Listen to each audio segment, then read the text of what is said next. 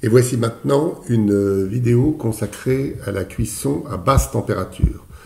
Alors pour ça, comme dans cette série, on part d'un diaporama et on s'interroge sur cette basse température, de quoi s'agit-il? Alors je propose une petite rétrospective historique. Au début, il y avait le pot-au-feu, parce qu'en réalité, quand on rôtit, la viande se contracte et des jus sont perdus dans le feu. Donc très tôt, on a appris à faire ce qu'on appelait la cuisson en fosse, c'est-à-dire qu'on fait un trou dans la terre, on le couvre avec une peau d'animal par exemple, on remplit d'eau et à côté on fait un feu, et ce feu on chauffe des pierres qu'on va jeter dans l'eau pour le chauffer, et c'est là-dedans qu'on cuisait de la viande par exemple. Donc le pot-au-feu est un très vieux procédé culinaire qui se pratique encore, la cuisson en fosse et le pot-au-feu évidemment. Alors évidemment la cuisson en fosse a été remplacée par des casseroles. Alors les casseroles au début c'était des objets en terre cuite, et ça cassait, et c'est pas facile, ça conduit pas bien la chaleur, donc il va y aller très doucement. Donc si on veut dire très doucement, ça veut dire des cuissons lentes, des cuissons longues. Bon, mais on a l'avantage de récupérer la viande qui est cuite d'un côté et d'autre part le bouillon. Enfin, le bouillon.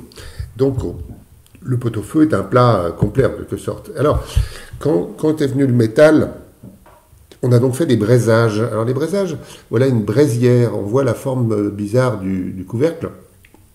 L'idée c'était de cuire lentement, mais on disait cendre dessus et dessous. C'est-à-dire qu'on mettait des cendres chaudes au-dessus du couvercle, et comme ça on avait une cuisson. Et on craignait par-dessus tout ce qu'on appelait le coup de feu, quand la chaleur augmentait trop et qu'à ce moment-là on savait que tout était perdu. Alors, le coup de feu, il contribue à aller contracter les viandes. Ici, c'est une viande de bœuf qui s'est considérablement contractée. On a fait exprès de la faire bouillir. Bon, et donc, évidemment, contracter, ça a l'intérêt que les jus sortent plus. Donc, ils ne sont pas réfugiés à l'intérieur. Ils sortent dans le bouillon. C'est ça qui fait le goût du bouillon. Mais évidemment, pour la viande, c'est pas formidable. Et alors, voilà, par exemple, une viande de pot-au-feu qui a cuit très longtemps, qui a subi de l'ébullition. Et alors on voit l'aspect fibreux de la viande. Alors les fibres se défont, la viande est très tendre en quelque sorte, mais elle a perdu sa jutosité. Et ça, c'est ce qui se passe quand on a un coup de feu. Pour les œufs, c'est la même chose. Au-delà de 10 minutes de cuisson, ils deviennent caoutchouteux. Et la question, c'est celle-là. Pourquoi? Alors, il y a d'autres défauts. Il y a le fait que, vous voyez, le jaune est devenu vert. Il y a une odeur de soufre terrible. Les protéines ont été dégradées.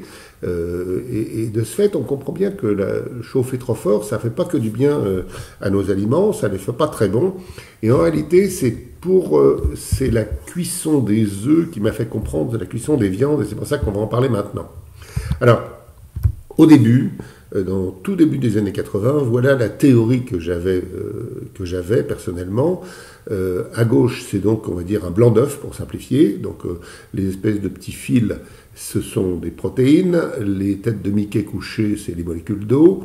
Et donc, comme dans un blanc d'œuf, sauf que c'est pas les proportions. Les proportions, c'est 90% d'eau et 10% de protéines. Bon. Alors, quand on chauffe, les protéines s'attachent. L'eau est piégée au milieu, et donc on obtient ce qu'on appelle un gel. C'est bien un gel, c'est de l'eau piégée dans un solide. L'eau, elle est toujours là, mais on voit bien un blanc d'œuf cuit, il n'a pas la même consistance qu'un blanc d'œuf liquide. Bon. Alors, cette théorie est bien gentille, mais elle est fausse, parce qu'on ne comprend pas bien pourquoi 10 minutes de cuisson, ça fait des œufs caoutchouteux. Et c'est là que j'ai compris la chose suivante. C'est qu'il y a plusieurs sortes de protéines, donc je les ai mis en couleurs différentes à gauche. Quand on cuit un blanc d'œuf à partir de 61,8 degrés, à ce moment-là, il y a une sorte de protéine qui coagule, donc ça fait comme un filet qui piège le reste, donc c'est très tendre parce que le filet est très délicat. Et puis quand on monte en température, il y a un deuxième filet, et puis ensuite il y aura un troisième, un quatrième.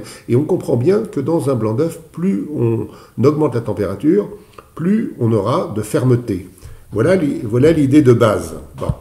Alors, il y a des températures différentes pour l'ovomucoïde, le lysozyme, l'ovalbumine, enfin, vous voyez, 84, 5, 92, enfin, voilà. Et donc, il y a plein d'œufs différents. Alors maintenant, on va regarder donc ces œufs parfaits que j'avais inventés. Et je m'étais dit, si je me mets après la première coagulation, le blanc doit être pris, mais pas le jaune. Et donc voilà un œuf qui a été mis dans un four à 65 degrés pendant plusieurs heures.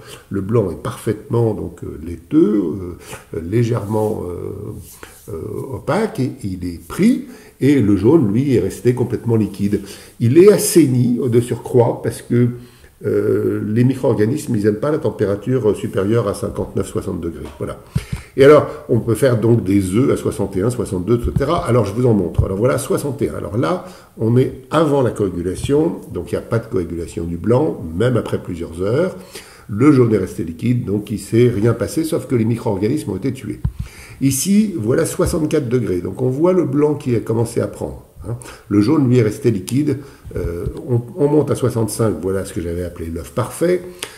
Mais en réalité, moi, je préfère le 66 ou le 67. Alors, on voit le 66 ici. On voit le 68 ici. J'ai pas le 67, mais voilà le 68. Cette fois-ci, le jaune est devenu comme une pommade. On peut le modeler comme une pâte à modeler très tendre. Ça, c'est merveilleux. Et puis, montons à 75. Alors là, j'aime moins. La consistance du jaune a changé. Et puis on va s'arrêter à 80 parce que... Alors, le blanc reste bien tendre, mais le jaune, moi, c'est pas celui-là que je préfère. Voilà. Mais il peut trouver son utilité dans certains plats. C'est pas ça la question.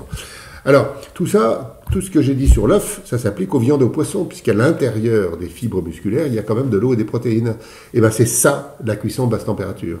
C'est cuire à une température où on évite donc le blanc caoutchouteux, le coup de feu, etc., et où on peut contrôler les choses. Alors,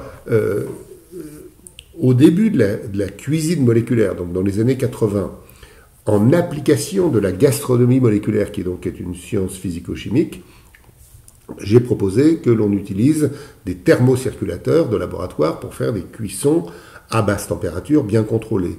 Et c'est ainsi que les chefs se sont équipés auprès de sociétés qui étaient, je sais pas, WWR, BioBlock, etc., des sociétés qui fabriquaient des matériels pour laboratoire. C'est donc un succès de la cuisine moléculaire. Maintenant, c'est partout. Les fours ont des réglages basse température. Enfin, tout le monde cuit à basse température pour des tas de raisons. Et en particulier pour des raisons économiques, c'est que la viande ne se contracte pas, ou peu, et par conséquent, quand on achète 1 kilo de viande, on sert 1 kilo de viande. Donc, j'ai l'impression que non seulement la question de la tendreté des viandes est importante, mais en plus, la question économique est essentielle. Pour terminer, je montre la couverture du Handbook of Molecular Gastronomy, où tout ça est décrit, et je donne mon email si quelqu'un veut me contacter et me poser des questions.